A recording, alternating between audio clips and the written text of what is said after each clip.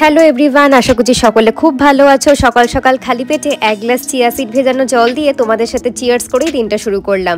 তারপর গাছেদের সাথে একটু সময় কাটিয়ে তাদের পরিচর্যা করে বসে পড়েছি একটু মেডিটেশন করতে। আর আজকে সিম্বাও বসেছে আমার সাথে মেডিটেট করতে। তারপর স্নান সেরে সুন্দর করে পুজোটা দিয়ে নিলাম। আর আমার কাছে তারা মা এতদিন এই জায়গাটায় ছিলেন, যাকে আমি শিবরাত্রির পর বাবার পাশে বসিয়েছি।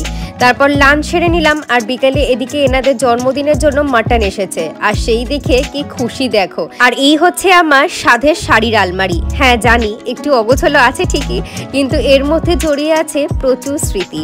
যেমন ধরো এই প্যাকেটটায় অভির দেওয়া গোলাপ, যেটা 10 বছর আগে আমাদের প্রথম রোজ ডেতে অভি দিয়েছিল।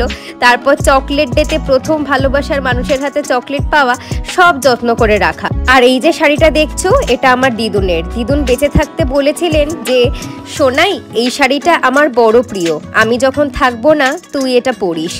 আজ মানুষটা নেই, কিন্তু শাড়িটার গায়ে তার গন্ধটা যেন খুব ভালোভাবে রয়ে গেছে। তোমার সোনাই এই শাড়িটা নিশ্চয়ই পরবে দিদুন। খুঁজতে এসেছিলাম এই লিপ লাইনারের সেটটা, আর এসে কত স্মৃতি চোখে পড়লো। রাতে একটা পার্সেল এসেছিল, যেটার জন্য আমি যতটা না এক্সাইটেড, তার থেকে বেশি এক্সাইটেড মনে হচ্ছে লিও সিম্বা। কি বোঝে ওরা কি জানি। এখানে আমার আর অভির খুব প্রিয় কিছু ছবি দিয়ে একটা ক্যালেন্ডার বানিয়েছি।